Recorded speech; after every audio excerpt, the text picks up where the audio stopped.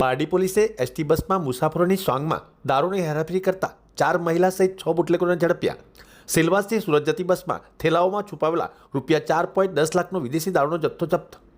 રાજ્યમાં પ્રોહિબિશનના કાયદાની કડક અમલવારી વચ્ચે બુટલેગરો હવે પોલીસને થાપ આપવા માટે અવનવા નુસ્ખા અપનાવી રહ્યા છે।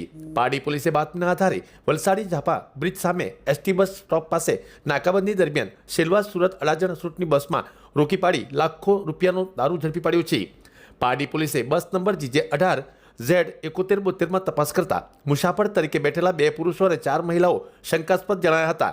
તેમની પાસે રહેલા થેલાઓની તલાશી લેતા તેમાંથી ભારતીય બનાવટી ઇંગ્લિશ દારૂની બોટલો, ટીન અને પાઉચ મળી કુલ 2324 નંગ, જેની કિંમત ₹4,10,310નો જથ્થો મળી આવ્યો હતો। પોલીસે મુસાફરોના સ્વાંગમાં દારૂ હેરાફેરી કરતા અંડોળ રામબાબુ આશરે શાહ ઉંમર 23 રહેવાસી હાલ વાપી ચલા, અમન અચલ ઝા ઉંમર 23 રહેવાસી દમણ કેવડી ફળિયા, સંતોષભાઈની ચાલી તાબે દમણ, લીલાબેન જસવંતભાઈ કોડી પટેલ ઉંમર 52 રહેવાસી વણગામ નવાકુવા ફળિયા, પોસ્ટ બિલ્લીમોરા તાલુકા ગંડેવી જિલ્લા નવસારી, મયુરીબેન શંકરભાઈ મગનભાઈ કોડી પટેલ ઉંમર 30 રહેવાસી ઓલગામ સરપંચ ફળિયા, પુષ્પાબેન નગીનભાઈ જીનાભાઈ કોડી પટેલ ઉંમર 48 રહેવાસી જોરાવસણ ગામ મેધરી ફળિયા તાલુકા જિલ્લા વલસાડ અને પદ્માબેન નાથુભાઈ છોટુભાઈ કોડી પટેલ ઉંમર 49 રહેવાસી ઓલગામ પટેલ ફળિયાની ધરપકડ કરી છે।